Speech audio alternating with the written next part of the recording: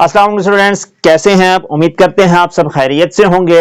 Students, आज हमने general science and abilities के हवाले से लेक्चर 3 को डिस्कस करना है। लेक्चर 3 जो है ये स्टूडेंट्स हमारे पास है टैक्स के बारे में। तो व्हाट इज टैक्स, इसके ऊपर बात करेंगे। मुख्तलिफ किस्म के टैक्सेस जो गवर्नमेंट अपने सिटीजन्स के ऊपर लगाती है उनको डिस्कस करेंगे। वो मालूम कैसे करने हैं हम इस चीज को भी डिस्कस करेंगे, और उनके साथ जो डिफरेंट न्यूमेरिकल्स जो कि सीएसएस एग्जाम में आ सकते हैं हमने उनको भी देखना है।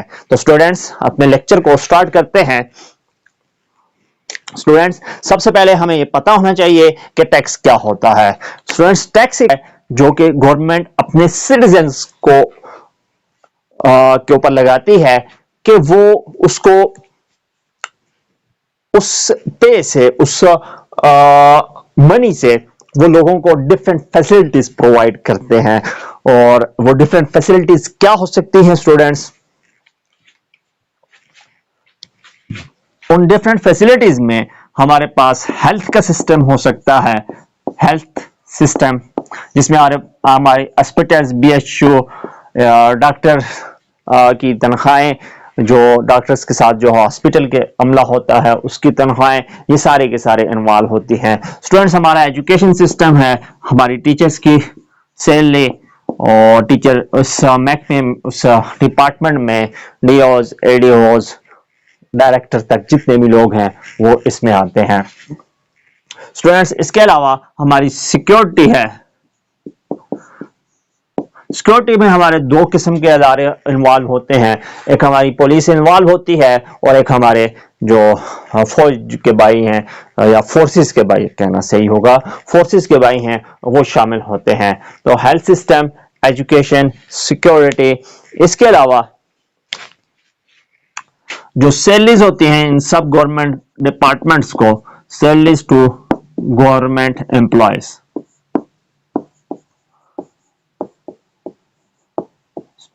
तो जो गवर्नमेंट के एम्प्लॉयज होते हैं उनको सैलरियां कहां से प्रोवाइड की जाती हैं? इसी टैक्स के अमाउंट से पे की जाती हैं। तो students, what is tax? It is the amount of money that government requires its people to pay according to their income और property etc।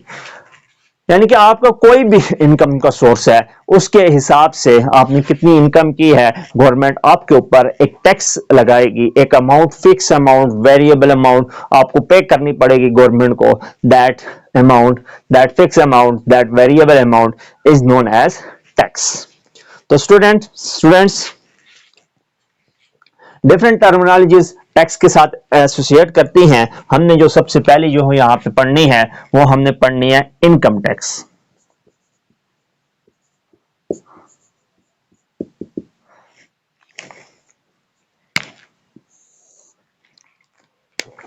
Income tax students क्या है कि गवर्नमेंट या स्टेट जो होती है वो इनकम के हिसाब से, कितनी आपकी इनकम है उसके हिसाब से आपके ऊपर एक टैक्स लगा देती है। Tax imposed by government on income of an individual.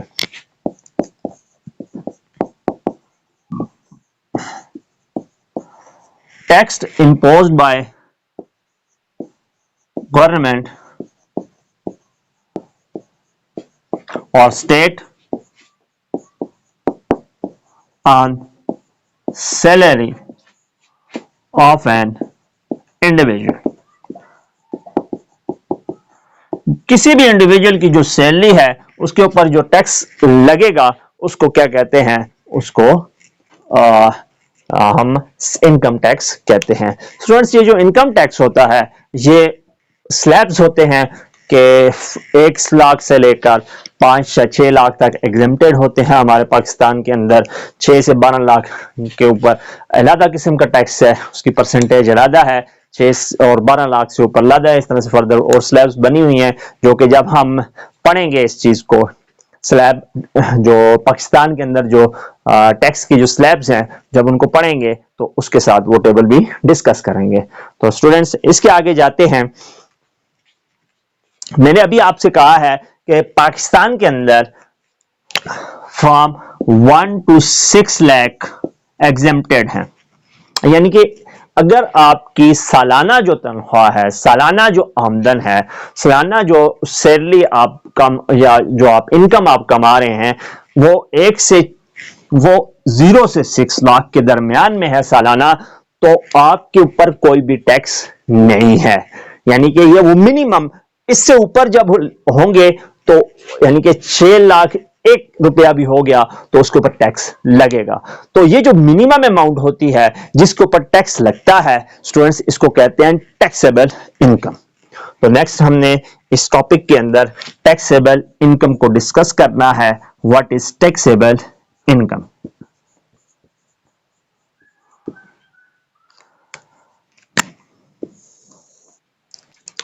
तो स्टूडेंट्स इसको डिफाइन इस तरह से करेंगे, there is a certain amount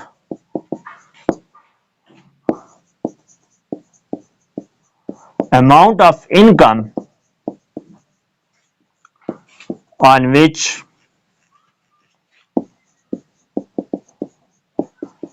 tax is exempted, यानी कि टैक्स आपको नहीं देना पड़ता।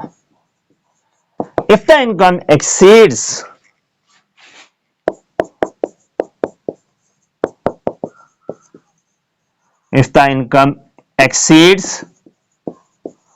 that amount, then person has to pay tax.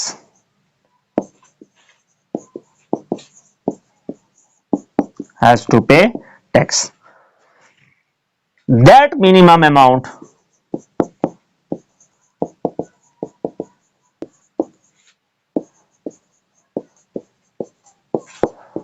on which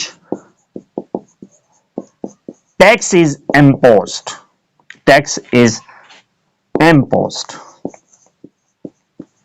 is called taxable income.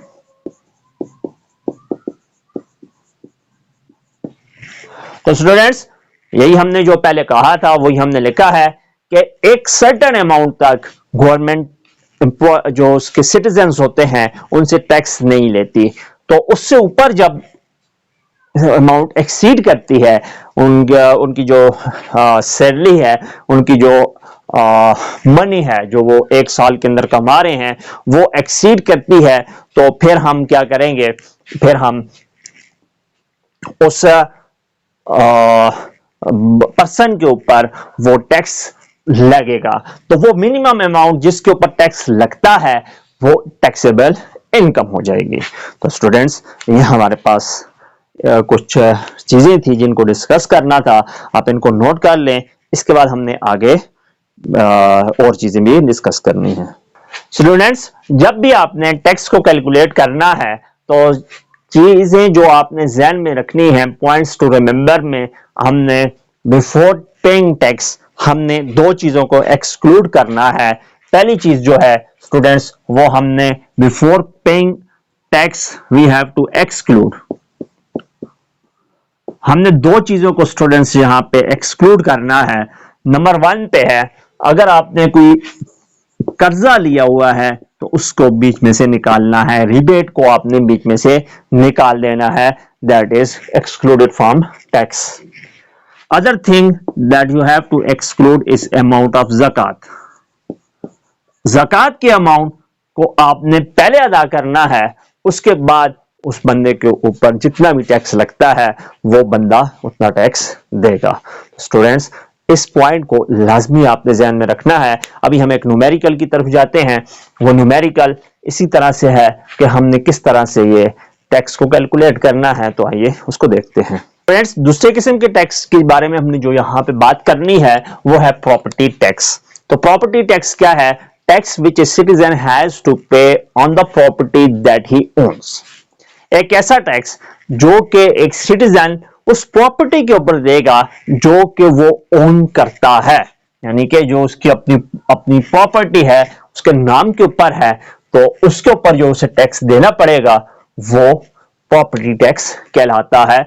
और ये टैक्स वेरी करता है फ्रॉम सिटीज टू सिटीज और फ्रॉम प्लेस टू प्लेस।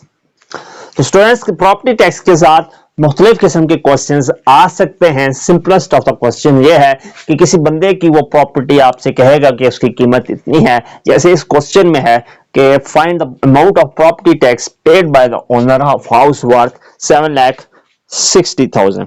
तो जो अमाउंट ऑफ वर्थ है, अमाउंट है, जो टैक्सेबल अमाउंट है वो है 7,60,000। और जो हमारे पास रेट ऑफ टैक्स है, प्रॉपर्टी टैक्स, वो हमारे पास है 7%। तो स्टूडेंट्स, तो अमाउंट ऑफ टैक्स क्या हो जाएगी इस क्वेश्चन में? अमाउंट ऑफ प्रॉपर्टी टैक्स, जो हमारे पास प्रॉपर्टी टैक्स हो जाएगा, हमें कैलकुलेट करना है। और this amount of property tax, solution में आते हैं, amount of property tax, this is equal to 7% of 7,60,000। तो 7 डिवाइडेड बाय 100 हो जाएगा, मल्टीप्लाई विद 7,60,000। तो स्टूडेंट्स 2 0 के साथ गए, 0 0 अपनी जगह पे आएगा, 7 6 are 42, कैरी 7 7 7 are 49 और 5 53। तो 53,200 जो है ये उस बंदे ने प्रॉपर्टी टैक्स देना है जिसके पास एक घर है जिसकी कीमत 7,60,000 है। तो स्टूडेंट्स आप इसको नोट कर लें। स्टूडेंट्स, नेक्स्ट जो हमारा क्वेश्चन है वो है कि हमने अमाउंट ऑफ प्रॉपर्टी टैक्स हमने मालूम करना है। Find the amount of property tax on which tax is find the amount of property, हमने प्रॉपर्टी को मालूम करना है जिसके ऊपर 35,000 हमने टैक्स दिया है और टैक्स का जो रेट था वो था 6.9%। तो सॉल्यूशन में हम इस क्वेश्चन के आते हैं। सॉल्यूशन में हमने ये करना है कि सबसे पहले हमने अमाउंट ऑफ टैक्स लिखना है। Amount of tax is equal to RS 35,000। Student, rate of जो टैक्स है वो है 6.9%। Find the amount of property tax on which 35,000 tax is paid. तो हमने अमाउंट ऑफ प्रॉपर्टी हमने मालूम करनी है।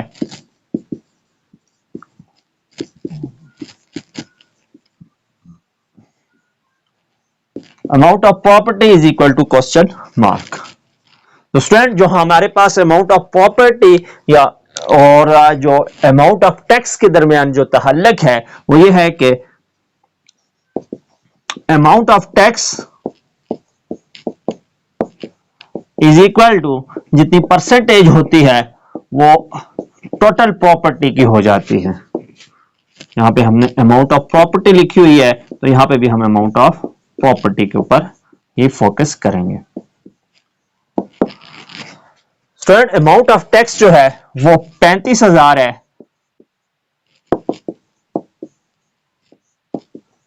परसेंट का मतलब 1000 multiply with amount of property. Students, यहां से अमाउंट ऑफ प्रॉपर्टी हो जाएगी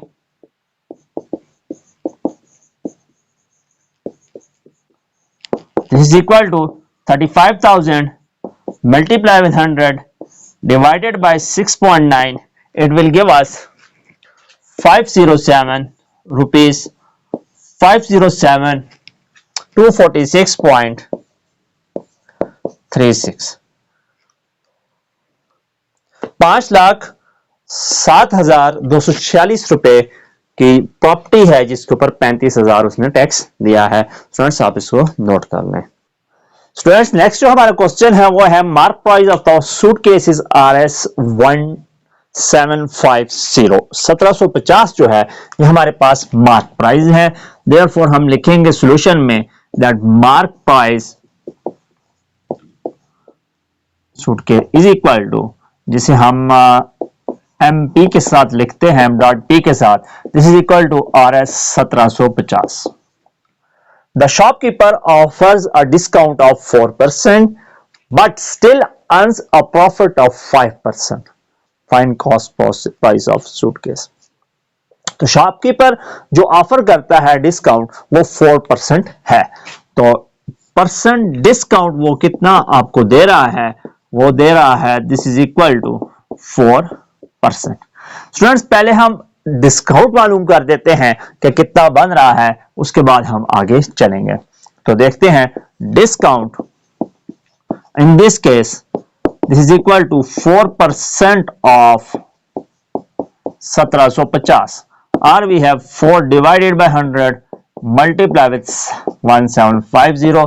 स्टूडेंट्स इसका आंसर हमारे पास आ जाएगा RS 70.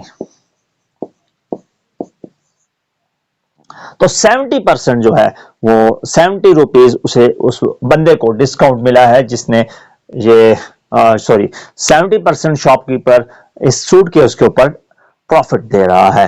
तो इस तरह से उसकी सेल प्राइस स्टूडेंट्स क्या हो जाएगी, sale price of this suitcase is equal to mark price minus discount, यानी कि मार्क प्राइस जो है उसमें से डिस्काउंट को निकालेंगे तो हमारे पास सेल प्राइस आ जाएगी. तो मार्क प्राइस कितनी थी, 1750 थी, डिस्काउंट 70 था, तो हमारे पास हो जाएगा 1680 जो कि रुपीस के अंदर है.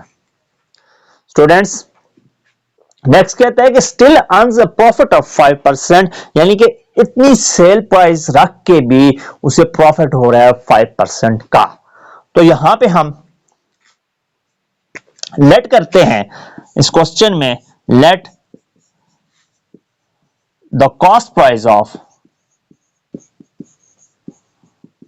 Mean C.P of suitcase is equal to X. तो X रुपीज जो है ये उसकी कॉस्ट प्राइस है, सूटकेस की कॉस्ट प्राइस को हमने लेट कर दिया X. Profit in this case this is equal to, वो कह रहा है still earns a profit of 5%, profit in this case is 5%. और 5% ये तो परसेंटेज प्रॉफिट है, ये परसेंटेज प्रॉफिट है स्टूडेंट्स हमारे पास.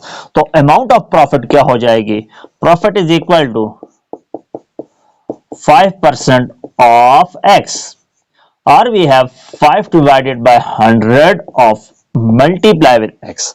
5 डिवाइडेड बाय 100 X जो है ये हमारे पास प्रॉफिट की अमाउंट है.